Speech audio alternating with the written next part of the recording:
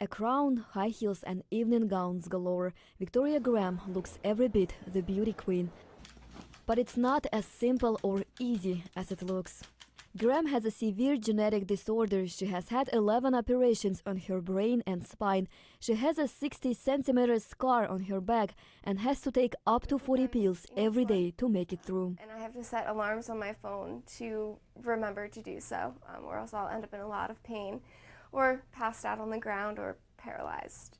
The rare incurable disorder she suffers from is called Ehlers-Danlos syndrome, or EDS. It causes people to lose control of their joints. They mostly have a lot of pain. Almost all their joints hurt constantly, 24/7. So the first thing we need to do is figure out what components do you have. Is it just hypermobility with a connective tissue disorder, or do they have neck instability that actually would require maybe a surgical interventions? But pain never stopped Victoria from fulfilling her dream of becoming a beauty queen. In 2016, she was named Miss White Oak.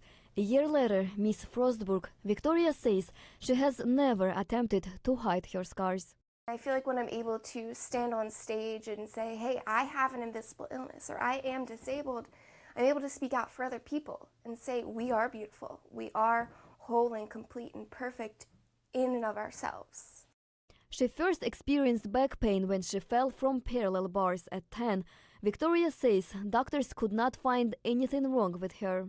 One of the hardest times was we went to one doctor and her regular doctor, and her doctor said, I need to take her to another room. And they started asking her questions like, are you happy? And do you have friends? And are you sure you want to do gymnastics? And essentially accusing her of either having depression, or she just was trying to manipulate us into not doing gymnastics anymore. It took 3 years and a attentive physical therapist before Victoria was taken to a geneticist and finally got diagnosis hereditary EDS. Victoria's mom also had EDS, and so did her grandmother. It just was not as aggressive. Well, you know, it's interesting because when she was finally diagnosed, it was actually a happy day for us.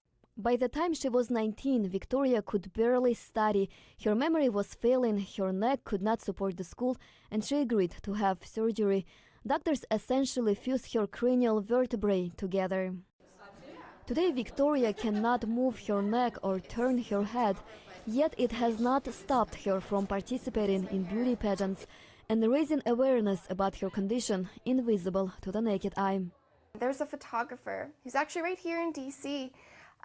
He asked if I had had pageant headshots done, and I said, well, no, I had emergency surgery and missed the deadline. So he said, well, step in front of my camera.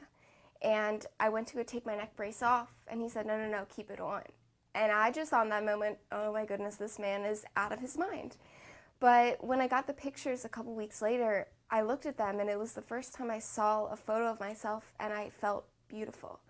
She founded the Zebra Foundation to raise awareness about EDS and show those who suffer from it that life can and should go on. I have to make choices. Every day when you get up, you have to make a choice if you're going to let the obstacles in your life define you, or if you're going to try and rise above them.